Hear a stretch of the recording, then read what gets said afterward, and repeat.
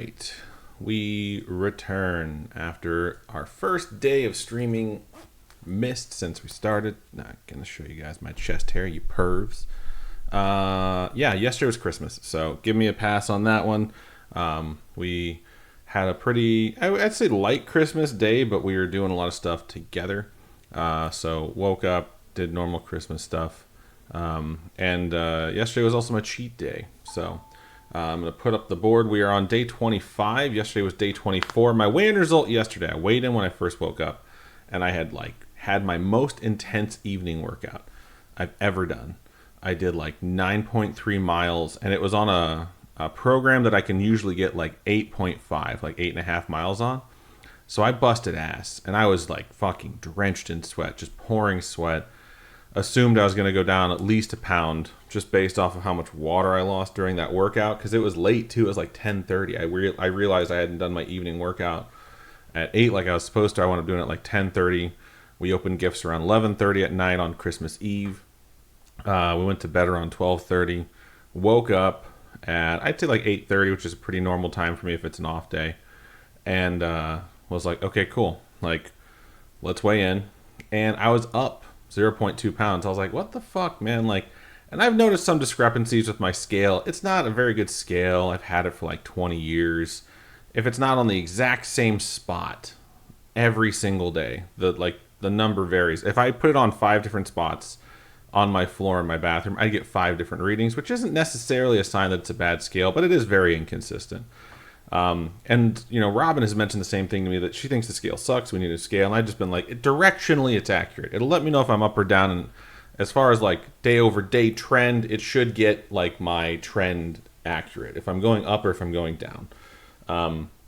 So all that to say, I did weigh in on the 24th at plus 0.02. And I was like, this is fucking dumb. And then 5 minutes later, I came in. I was just fuck you, scale. And Robin was awake, and she was in our master bath, and she was getting ready for the day. And I told her, she's just weigh yourself again. And I was like, I haven't peed, I haven't pooed, I haven't done anything. And so I got on the scale, and I was 0.2 pounds less, which would have been just even. So going from the 24th to the 25th, I was even. And even that, I was still that's depressing as fuck. My diet, I was under on calories.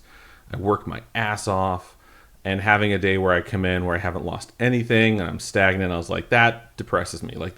That's something where if you're just getting started and you haven't done this before, that would be a day that might make you want to just say fuck it, I can't lose weight. And that's a lot of people I know say that to me. People who are really heavy, they tell me I've tried before, I can't lose weight. And it's because of days like that and shit like that. So I was like, you know what, it's Christmas. I was really hoping for a low number because it is my cheat day and it is Christmas. And I was like, I'm not going to worry about it. So I went downstairs. My mama made chorizo and eggs. Fucking love chorizo and eggs. So that was my breakfast. And I was instantly, I'm okay, calories are fucked for the day. It's my cheat day. I'm going to go big today. It's Christmas anyways.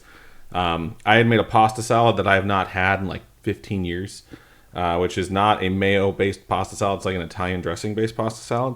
And I really like it. I made it so I could have it as part of our Christmas meal.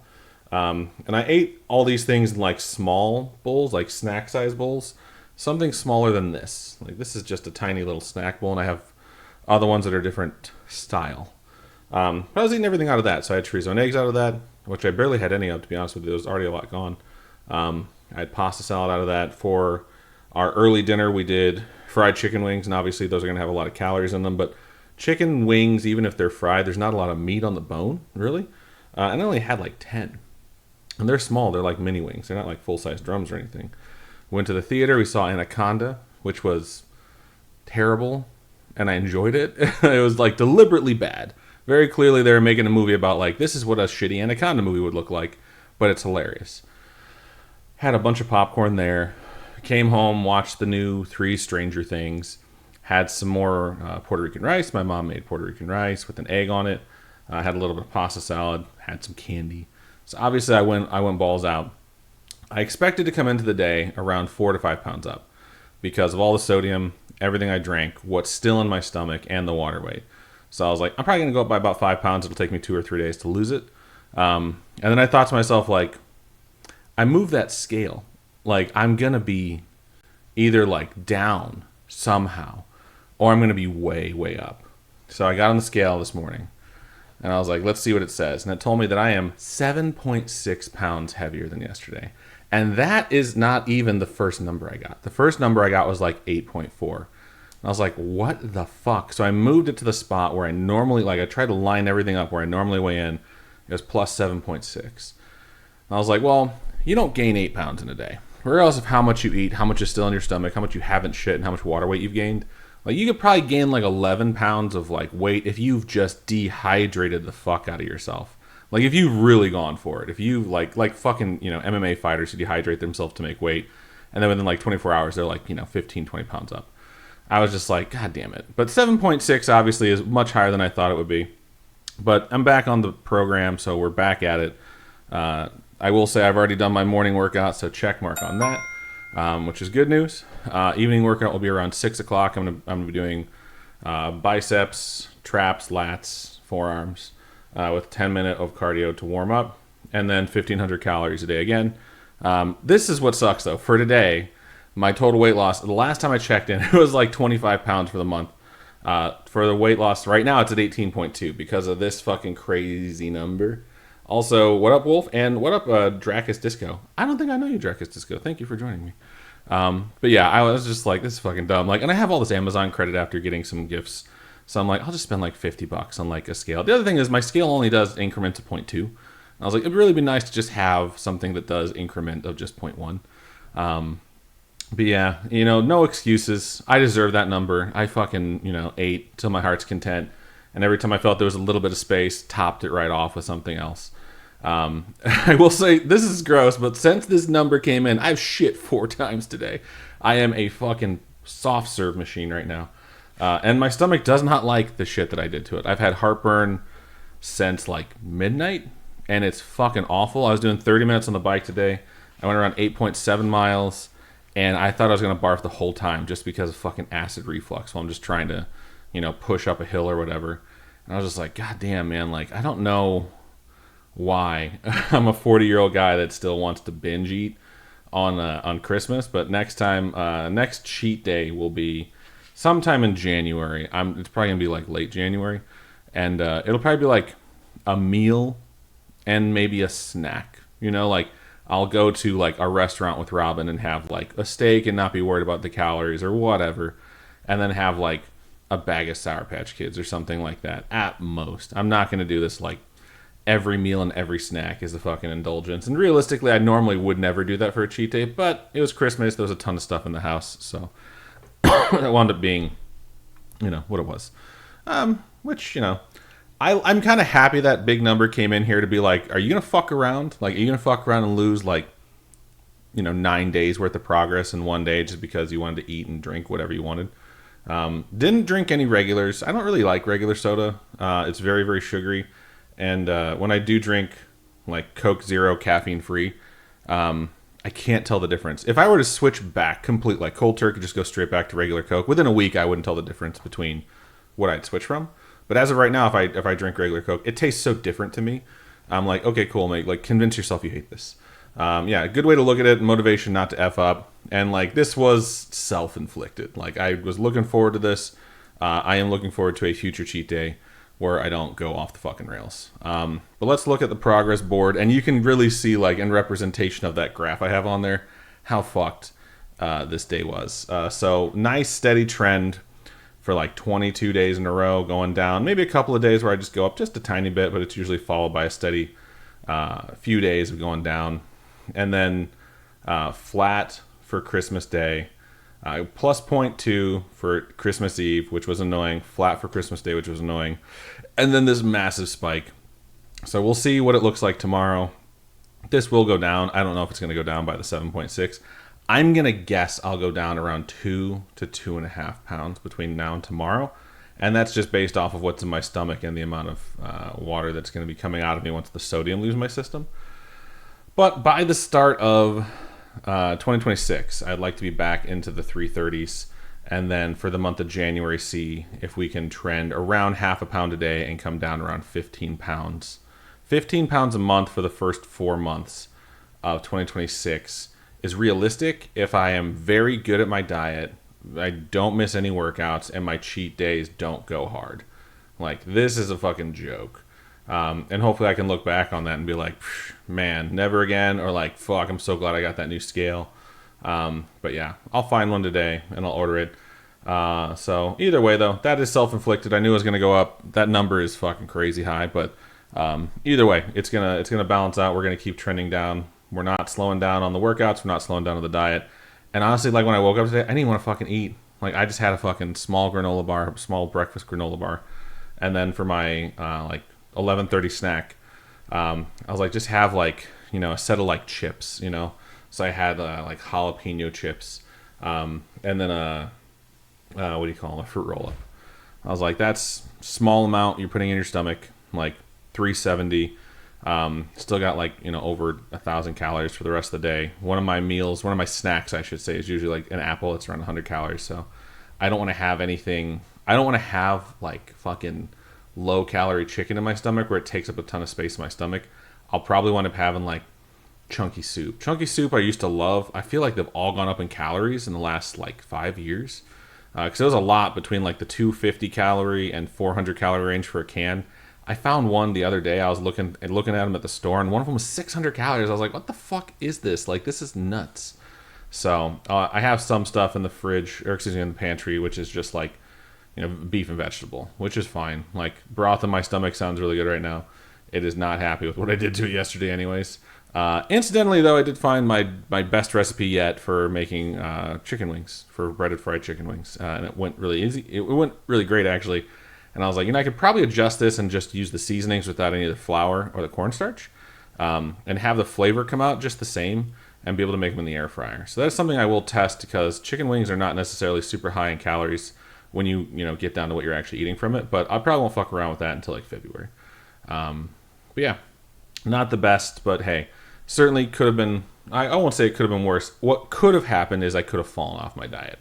I could have decided like, fuck it, I'm not going to get back on. I'm done streaming it. I'm like, fuck, I'm over it. But I didn't. I didn't stream yesterday. I figured the time I was going to stream was going to be after Stranger Things. Didn't realize it was going to take until like midnight to watch them. I did Wordle at like 11:55 because I was like, oh fuck, I don't want to lose my streak. I got it in 5. Doing it again. If you Wordle and you don't want to know what it is, turn this off now. I start out with the same word every day until we get it in 1. It's happened to me once when I used to use raise.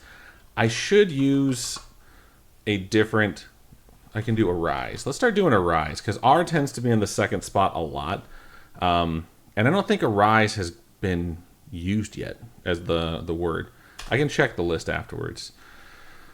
All right, well, that doesn't open up a ton, but knowing the E isn't at the end is helpful. So there's a lot of things that can be with the E in there that doesn't necessarily have to have a Y in there now. So let's just do something with SHE to start it. I was thinking shell, and then I realized I've already done the fucking L. How about sheds? So we can check and see where the S is at. S is at the front. There's no double S. There is a D. It's either second or fifth. I know a lot of words to start with SD, so it's going to be at the end. So how about speed? Double E.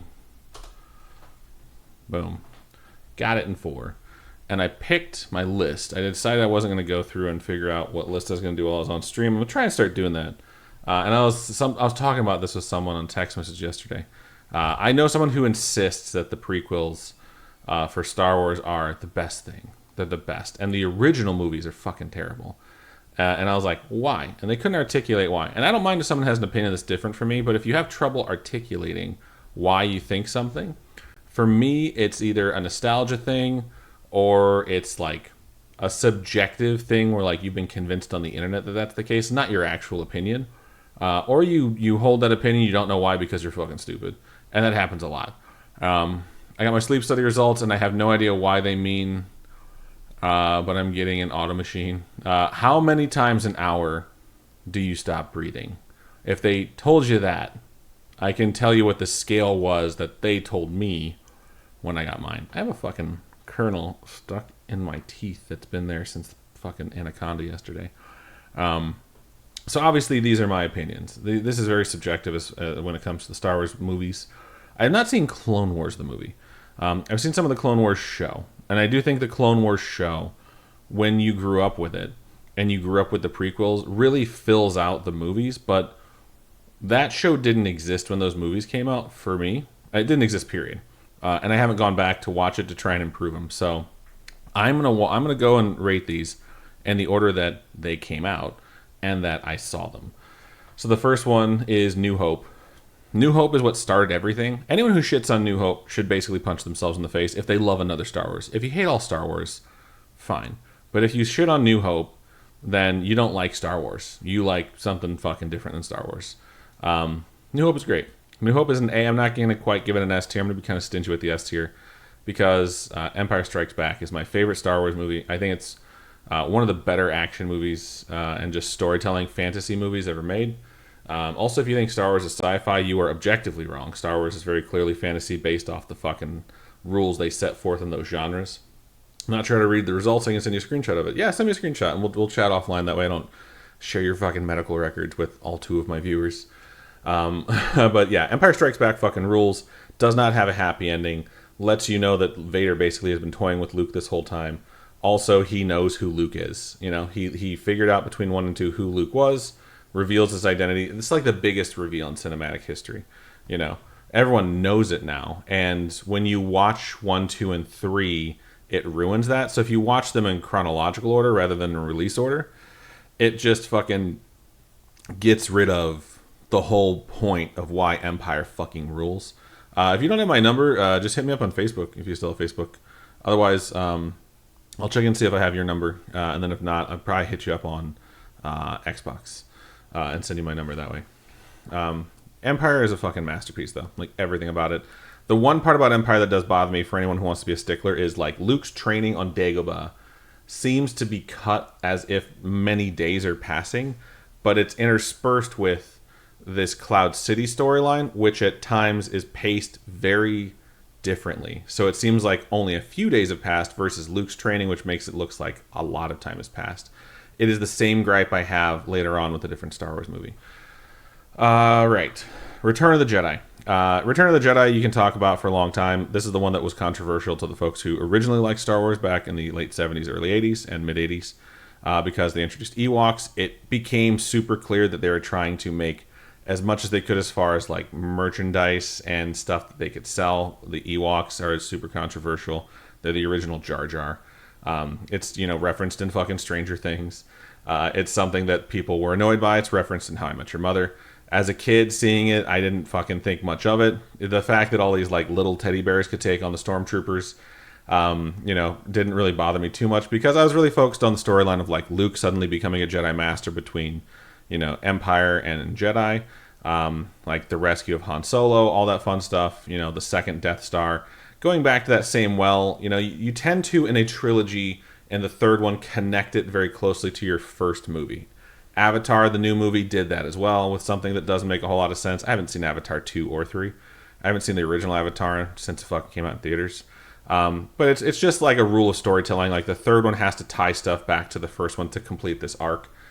So the Death Star like visually does that, and they have a lot of the same themes from the first one play out with Luke talking to his dad. And the end, you know, the end is a pretty good ending for a trilogy, and it didn't set a lot of people on fire. People weren't pissed off and say like, oh my god, this is a horrible movie. So I also rate Return of the Jedi as an A. Then came the prequels. The Phantom Menace comes out, right? Everyone's super fucking hyped for it. Hits theaters. I saw the Phantom Menace twice in theaters on the launch weekend, and I thought it was okay. You know, a lot of stuff doesn't make a whole lot of sense, and there seems to be a fuck ton happening, but they give you the big lightsaber battle at the end, and as much as you can break down that choreography and say, like, this choreography at times is like, you know, people waiting their turn to fight rather than actually trying to go for the kill. That type of thing. It's still a fucking awesome fight, and it's set to Duel of the Fates, which is like my favorite fucking Star Wars theme or whatever you want to call it. But like the plot behind it, midichlorians trying to explain what the Force is in a sci-fi way, you know. And then if you watch any of the behind the scenes material and how they made the movie and how everyone around George Lucas basically worshipped him at that point and didn't realize like a lot of the success of the original three had nothing to do with him. I shouldn't say nothing, but he had collaborators who had challenged his ideas, and so much of the original three changed based off of that. Like, this was really the first time you realize, like, okay, cool, like, he might not get what made these first 3 movies successful, but he at least knows like people want a fucking laser sword fight, and that's what you get. And Phantom Menace for me, while not great, it still has the pod racing scene too, which is pretty cool. So I'm gonna give it a B. I think it's hated on a lot. I mean, when you have a cast like Natalie Portman and Liam Neeson and Ewan McGregor, those are 3 fucking heavy hitters. And I think they just didn't have a lot to work with, and it was very clear they're like, what the fuck is this? And like, Lucas has famously been bad at writing dialogue, and that never changed between, you know, the 70s and 80s and then the 90s, late 90s, early 2000s when the prequel started coming out. So Phantom Menace, I rate a B. I could shit on it more if I really wanted to, but overall, it still feels like Star Wars. There's some problems with it, like who the fuck's the main character? You don't even meet Anakin until 40 minutes into the movie. And they, you know, you could have made a way better movie. With Ewan McGregor as Obi-Wan, have him be the main character, have the story centered around him, and it would have been fantastic.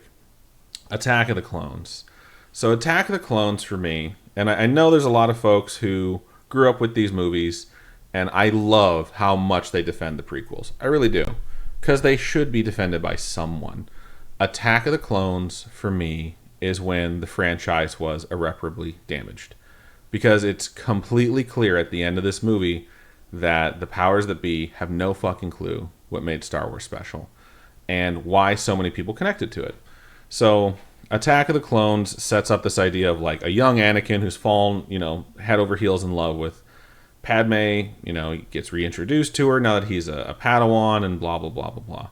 So the part of Attack of the Clones that's bad isn't to me where they have the fight scene where like suddenly she can, you know, defend herself in a weird way, or like all these, you know, plot contrivances that don't connect. It's hard to really dissect Attack of the Clones without kind of making fun of it. But the ending of Attack of the Clones, where I keep wanting to call him Ewan McGregor, where Obi-Wan and Anakin take on Count Dooku. Count Dooku should be formidable. And yeah, sure, he should win that fight. You know, it is a relatively short fight in which he bests Obi-Wan very quickly, which, you know, in and of itself could piss off a lot of people, because Obi-Wan's supposed to be one of the most skilled lightsaber duelists of all time. That said, like, cool. Have him win. Have him show Anakin how powerful the dark side is, and then Anakin has a duel with him, which, you know, is shot in a way to show he's being tempted. Fine. And he's wielding 2 lightsabers at once. Let everyone have their lightsaber boners. Since we had a double-sided lightsaber last time, we have a dual-wielder lightsaber fight where he loses the second lightsaber pretty fucking quickly. Anakin loses his hand. It's the second movie in this new trilogy. At the end of it, Anakin, the same way Luke lost his hand at the end of that one, Anakin loses his hand.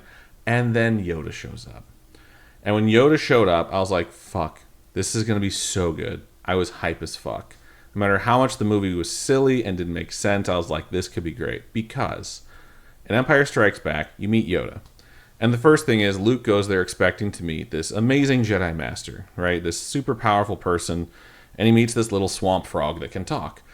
And the fucking swamp frog keeps telling him, like, I'll take you to Yoda, I'll take you to Yoda. And Luke is impatient and headstrong and fucking rude. And, you know, eventually Yoda just reveals, just by being exasperated at how much of a fucking dickhead this kid is, that he's fucking Yoda. And how can this little swamp frog be a Jedi Master? Be this great Jedi Master that's legendary that Obi-Wan told him to go meet? And, like, he tells him these things, and he's training him, and he's trying to focus his mind and teach him, like, calm and, you know, all these different things about how to focus himself and become stronger in the Force that way, because Yoda is a Force user. Yoda never teaches him lightsaber stances or any of the other things that all these different Jedi knew. Because that's not Yoda's bread and butter. He's fucking, you know, diminutive of stature. He's very small. But through the Force, he is made powerful. And people connect to shit like that. When you feel insignificant or small in your life, this idea of this fantastical thing that can make you powerful by being just pure of heart and calm, it's like that's the thing that people really connected to in Empire Strikes Back. Is like there's this little thing that is teaching this kid how to become more powerful when everything about him would indicate he is not powerful in any way, shape, or form. And when Luke needs to go save his friends and he tries to lift the fucking X-Wing out of the swamp, he can't do it. No matter how much stronger he's got, he can't do it because he just believes he can't. And Yoda shows him, like, there is no try. And he lifts the fucking X-Wing out of the swamp. It's a magical scene in cinema history that shows you, like, the power of belief is the most powerful thing that you can have, and that's what the Force represents. And he walks in at the end of Attack of the Clones, and it's like, this is one of the most powerful Force users that you have ever been told about in the Star Wars universe, and they duel with the Force for about 10 fucking seconds before George Lucas puts a small little lightsaber into his hands and decides that he needs to bounce around like Richard fucking Simmons, as if he somehow had the body strength to fight off a full-grown fucking Christopher Lee trying to barrel down a lightsaber on him and push him away. That fight should have just been Force powers, but it was very clear that they literally have a behind-the-scenes footage of George Lucas like, people want to see this little guy fight for a long time. Like, no one has. Literally fucking no one has ever wanted to see Yoda with a lightsaber. They've wanted to see him fight using the Force, because that's what made him fucking strong. And so when that happened, I saw Attack of the Clones 3 times in the first 24 hours that movie came out to just expose myself to how bad it was. I think Attack of the Clones is the worst Star Wars movie ever made. I think it's the biggest misstep in the franchise, and I think it showed that they had no fucking clue what made this movie special. And since then, they've tried to make it better, but haven't really succeeded.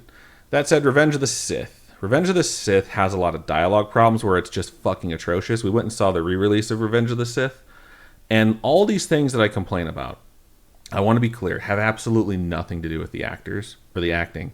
This is a lot of creative decisions being made by the people who are in charge, in most cases George Lucas. And this is why fans of the original trilogy don't like Lucas, is because it was clear that the magic of Star Wars was not his doing.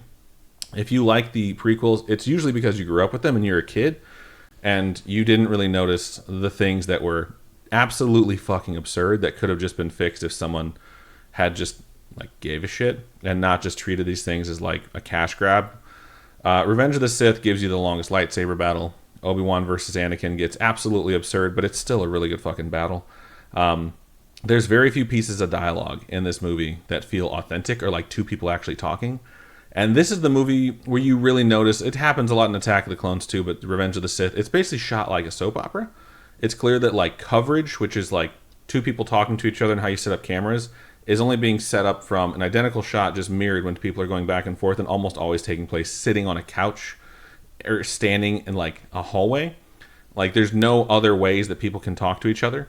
And there's no other like authentic dialogue between people. Basically Anakin and Obi-Wan having like their farewell before Anakin leaves, or before Obi-Wan leaves to go stop General Grievous, is just like the only piece where I'm like, oh, these feel like these two characters are actually speaking to one another.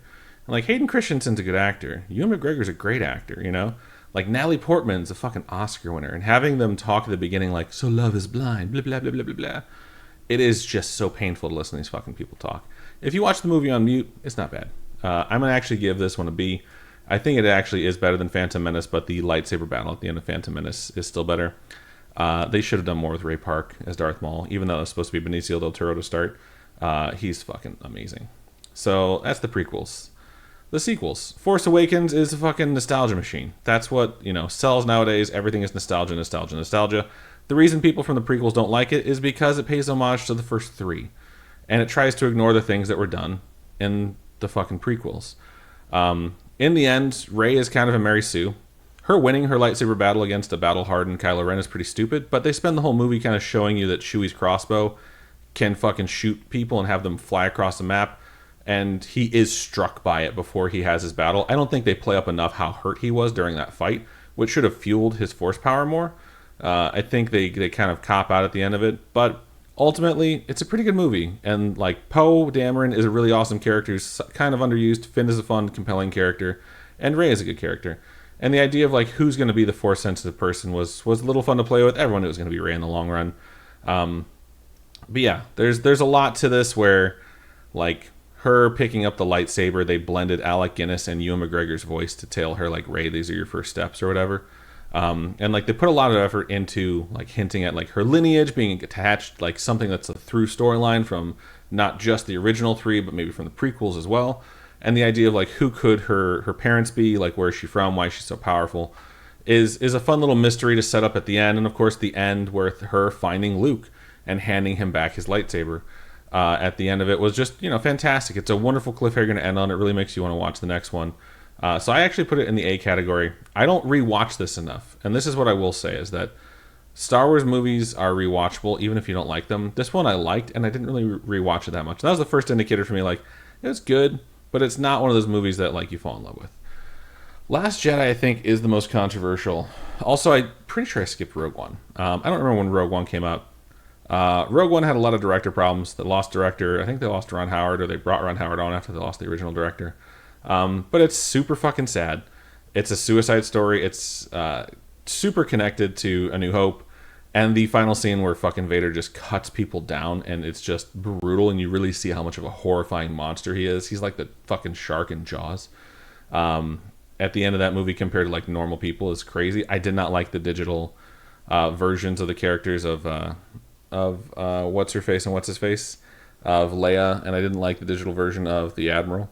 But I wish they would have just had different characters, different actors play those characters, because it's a great movie, and I think that's it's very underrated. It's probably better. It's definitely better, I would say, than Force Awakens. I'm gonna go back to Last Jedi. So Last Jedi is visually shot really well. I love that they introduced Kelly Marie Tran. I think she's fantastic in it. I love that there's this outside character who looks at these people who are like the A-team, you know? Like, these are the people who are the new heroes of the new war, and, you know, Leia's in it. There's a few moments in it that bother me. Rey, I feel like, is ruined. I think Luke is ruined in this movie. I think, basically, Rian Johnson wanted to make a movie where it's like, it doesn't matter who you are. It matters is, you know, if you have the Force, you can be anyone. Anyone can be a hero. And that's a great storyline to tell. But when you're coming off of a cliffhanger of you're meeting the greatest Jedi Master who ever lived, you know, in some cases, which is Luke Skywalker for the first time in years. He's going to train Rey. And he is a complete shell of himself. And the reason why is this stupid fucking bullshit where he got scared of a dream that Kylo Ren had and decided to abandon and, like, strike him down. This fucking dude spent an entire movie convincing his dad, who chopped his fucking hand off and spent the entire time trying to beat the fuck out of him to force him into submission. He spends all of Return of the Jedi convincing his dad, like, there's still good in you, come back to the light. It's this redemption arc for Anakin through his son's love. And it just takes one bad dream to scare him into trying to kill Kylo Ren. It's the stupidest, thinnest, flimsiest shit so that he could, like, piss all over the character and abandon the plot that was put forth in Force Awakens. And it's really annoying because Rian Johnson's a great filmmaker. And I think it's because he wanted to make his own movie and he couldn't disconnect enough. I think this reveal that Rey's parents were fucking nobody and they don't even show you, like, anyone. You could have shown an actor and just been like, they're normal people. You know, they were normal human beings. You have no lineage that connects directly. Like, that's a fine idea, but when you've built up all this hype around what her lineage is, and, like, that's such a big piece of, you know, Force Awakens, to just shit all over it and shit all over the fans was, like, lazy and stupid. Like, you could have done a lot with that, but it was just like, it's a thumb in the eye to the people who were really excited to be like, oh, you were excited for nothing, idiot. And you could have had another character in there that's not connected, like Kelly Marie Tran, and, like, pointed out how special she is without deciding that your main character that you've already fucking started hinting at is special is actually fucking useless. So, anywho, there is some great moments to it. Also, Leia flying looked visually horrible. Like, she has the Force. That's fine. She's Force sensitive. I totally understand that she uses the Force, but the way it looked was awful. I think there was a really bad decision made at the end of this movie, and it's done not necessarily because of Rian Johnson's fault, but the scene where they turn around the massive ship and just shoot through the flagship of Snoke is so fucking cool and looks so incredible. I think it's one of the most gorgeous shots in all of Star Wars. But you have this woman who died in real life named Carrie Fisher, and you have this character that you're looking for a graceful exit for her or a heroic thing for her to do. And you give it to Laura Dern's character, who's just recently been introduced, and I give zero fucks about. And she's the one who gets to pull off this amazingly fucking badass maneuver. It's just so flimsy and thin to me. It should have been Leia who did that. That would have been the greatest ending for her character. But yeah, Last Jedi basically does everything it can to just tell everyone who enjoyed Force Awakens or the original or even the prequels that they can go fuck themselves. And this one also has the terrible pacing of, like, there's this chase happening and they're running out of gas. So they need to get off the ship, find this guy, bring him back, blah, blah, blah, blah. All the meanwhile, it's just like, put, put, put, put, put, put, put, put. And it's just fucking weird because so much time passes for the people that are off the ship. And it seems like no time passes at all. Like, they're gone for fucking 10 minutes to everyone else. And the pacing of it just doesn't work for me either. Because this goes into B tier. Whew. It's a lot. I'm talking a lot on this list. Rise of Skywalker. Very weird. I wish they would have shot the original script that they had. It was much better. If you haven't seen it, go look it up. This is the one where I realized, like, a lot of people that are involved that are not the director or the writer are deciding, what's going to happen in these movies to make them as fucking flimsy and thin as possible. Having Rey call herself Skywalker at the end is so fucking stupid and pointless as well. Like, she can still just be Rey, and she could have just told someone, like, my name is Rey. Like, Rey what? Just Rey. That's fine. Rey Skywalker? What the fuck are you talking about? They could have gone back to, like, the original idea that Lucas had in A New Hope, where, like, there's no one named Skywalker. There's someone named the Skywalker, and they're, like, this legendary figure, and she inherits the mantle, and this is where the mantle comes from. But instead, she doesn't take it as a title. She takes it as a surname, and it's fucking stupid and weird. The love story between the two of them is, like, really thin and forced. I do like the fact that they have, like, the fucking dyad or whatever they call it. But, like, the final battle of, like, I am all the Sith, I am all the Jedi is so fucking cheesy and lame. And, like, hearing all the voices is odd. And the way she, like, fucking says, and I am all the Jedi. It's fucking stupid. It's silly. It's lame. It's by far the worst of the sequels. And honestly, it's probably worse than most of the prequels. It's not worse than Attack of the Clones, but I'm going to put it on C. It's not very good. Also, like, suddenly every fucking Star Cruiser has a Death Star beam. It's like, bro, you have no original ideas left when you're making these movies. Like, yeah, we need to take up the stakes by 1,000. Like, also, like, that was another thing that Force Awakens did that was really fucking lame. Like, stop fucking giving us Death Stars. No one cares. No one cares if they're big and they can shoot 5 planets instead of 1 at a time. Like, shut up. Solo, it tried. It gave it a shot. Wasn't very good. Didn't really need it. Another shameless cash grab. They did give you, Daenerys Targaryen, who is a phenomenal actor. Emilia Clarke is great. And they give you Darth Maul's return and then do fucking nothing with it. Very disappointing, but overall, not the worst. And then Clone Wars I'm not going to rank because I haven't watched it. So, there you go. Definitive list. You've gotten all my opinions. I could probably talk for a lot longer on this. Star Wars movies. Boom. Save. This is the longest I've ever streamed, which sucks because this was supposed to be a 20-minute break from work and it turned into a 40-minute break. I am working on Boxing Day. No one else is working. There's nothing urgent. I have my laptop right here and I'm watching it. For anyone who's a coworker of mine that's like, what the fuck? I do apologize. Also, I shave my beard because only skinny people get beards, as you guys know. Or that's what I'm telling myself to motivate myself to continue going. But yeah, that's everything. I'll check back in tomorrow. Very, very curious to see what that number is going to look like tomorrow. As long as it's green, I'll be happy, but I'm really hoping to take off several pounds rather than just like 0.2. And yeah, I'm going to get a new scale. I'll work with Robin to decide which one we want, but thank you for everyone who's jumping in. Wolf, I will message you privately. We'll talk about some CPAP shit. And yeah, thanks everyone. I will talk to you tomorrow.